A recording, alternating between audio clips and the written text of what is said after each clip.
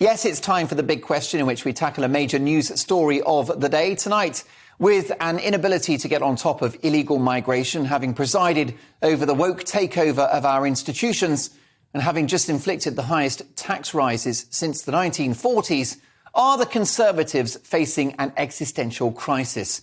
To debate this, I'm delighted to welcome former Tory government minister and best-selling author Anne Widdecombe, who joins us every Sunday at 9:20, I'm delighted to say, and an old friend of the show, former UKIP MEP and political commentator Godfrey Bloom. Godfrey, do the Tories face potential extinction? It's almost impossible to think that they can continue in this manner. The highest taxation since the war. The Conservatives have traditionally been in favour of small business, low regulation, the small businessman and all this kind of thing, and they've abandoned it. It's quite clear now that Rishi Sunak takes his instructions from Klaus Schwab at the WEF. Screamingly obvious now to even rural Tories, who are probably just about the most stupid people on the planet. And we have Hunt, who, as Chancellor of the Exchequer, who was rejected by the Conservative Party, rejected by the membership.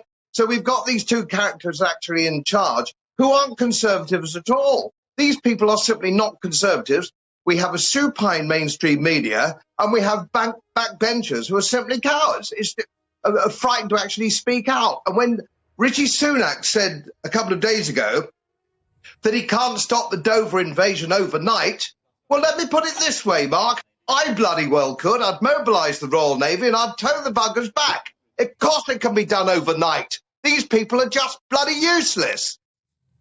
Anne Widdecombe, you left the Conservatives and you were a member of the Brexit Party and a Brexit Party MEP. Do you think that a smaller party of the right could be a threat to the Tories?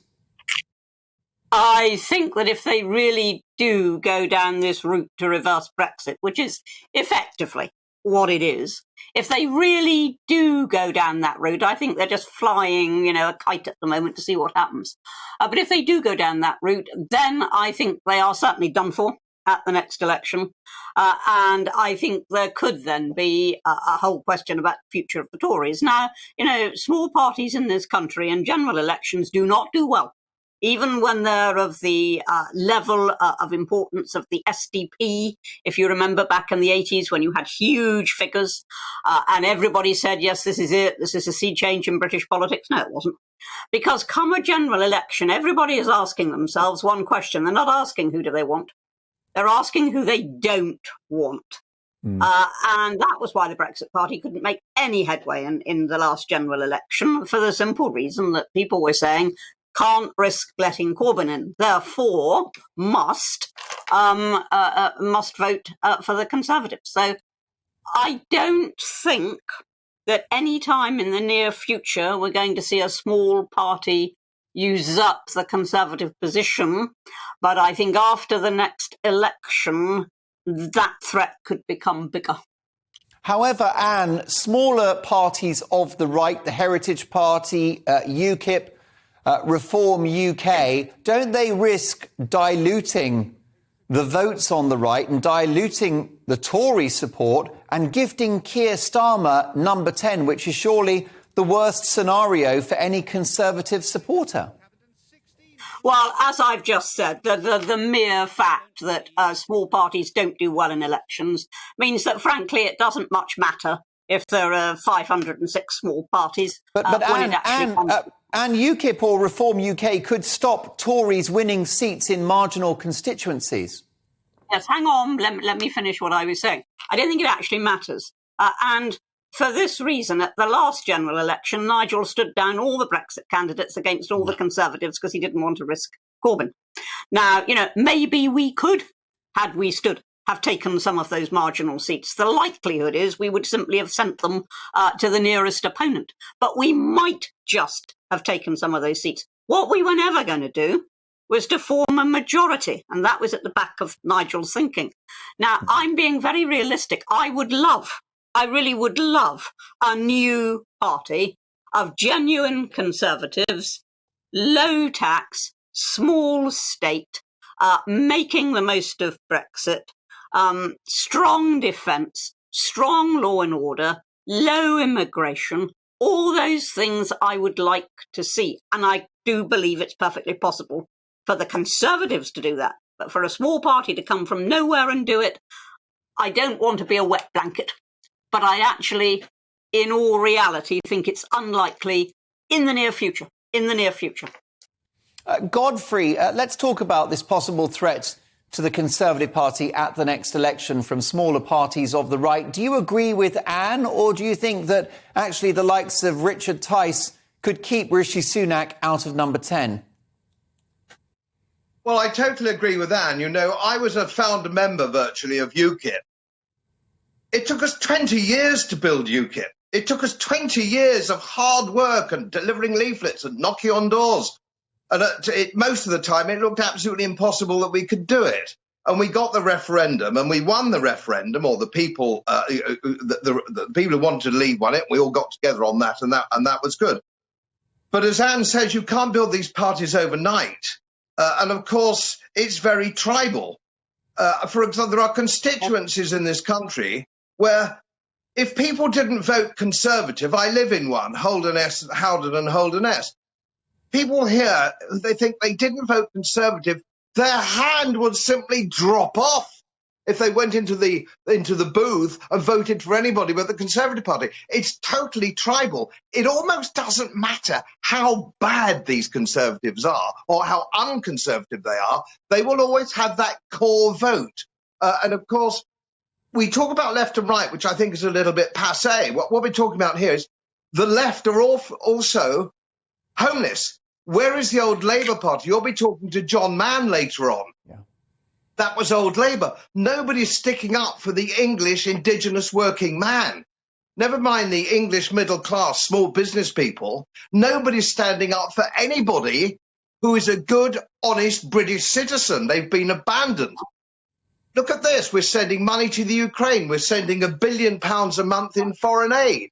We've got index-linked public sector pensions. We've got nearly 1,000 quangos. You know, the budget that Hunt was just talking about was a disaster. He's increasing our tax almost exactly the same amount he's increasing it by. He's sending abroad. He's sending it abroad. It's scandalous. He should be in the Tower of London. This isn't a clever budget. This isn't an austerity budget. HR2 is 100 billion a year. That's still going on. These people have absolutely no idea how to run an economy. They're hopeless. But of course, we don't run ourselves anymore. We've got to admit that we don't run ourselves anymore. This is a World Economic Forum. It's globalism. They all have the same phrases, build back better, etc., etc., etc. Parliament is mute. The House of Lords is mute. Even now, sadly, we have a monarch who is on the side of WEF. This is a tragedy, and it's not going to get better anytime soon. Well, look, obviously, many would question where the evidence is that Rishi Sunak is somehow a globalist puppet. But I will say, Godfrey, you're not the only one to take that view. What seems very clear, Anne, is that the Tories at the moment are in the hands of the Tory wets, who, of course, Margaret Thatcher battled in the 80s, the left of the party. Do you think that the Tories can change and be more robust on Brexit and illegal immigration? Or are they now institutionally left-wing? Oh, they've been institutionally left-wing ever since David Cameron. And we had that very brief period when we had Boris and then we had Liz Truss, when it looked as if we were going in a slightly different direction. But I mean, you know, David Cameron was perfectly happy with the Lib Dem coalition that you know, he was part of. He was perfectly happy with that. He would have been perfectly happy for it to continue on. So don't talk as if, you know, the takeover by the Tory wets is something new. It's been going on for years, which is why we haven't resolutely repelled all the woke stuff. It's all part of that. And of course, what we're now seeing is the triumph of the Remainers. It's people who want to get us back into the EU, understand that they can't do it just like that, but who want to start the building blocks of that path. And what we need to make sure is that the entire Red Wall understands that, you know, all the seats there will be lost. If actually rose back on Brexit. I mean, it's bad enough they've rode back on every other promise that they made in the manifesto, and I buy entirely. That, we had COVID and we had an emergency, and now we've got Ukraine. And by the way, I disagree with Godfrey. We must send money abroad to Ukraine. We have an interest in what happens with Russia and Ukraine. We have a very serious interest in it. So I think we have to do that.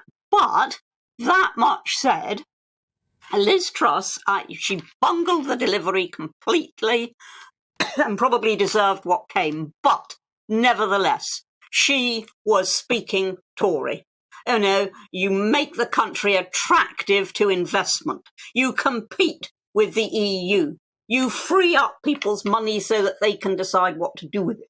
You make it worthwhile setting up enterprises. You make it worthwhile other people coming abroad to work here. You don't do that by sending out a message, come to Britain and be taxed to the eyeballs. Anne Widdecombe, that's the best monologue we've had on this show for a long, long time. My deep thanks to Anne, who returns in a week's time, and wonderful to welcome Godfrey Bloom back to the show, former UKIP MEP and dropper of truth bombs. What's your reaction? Mark at gbnews.uk.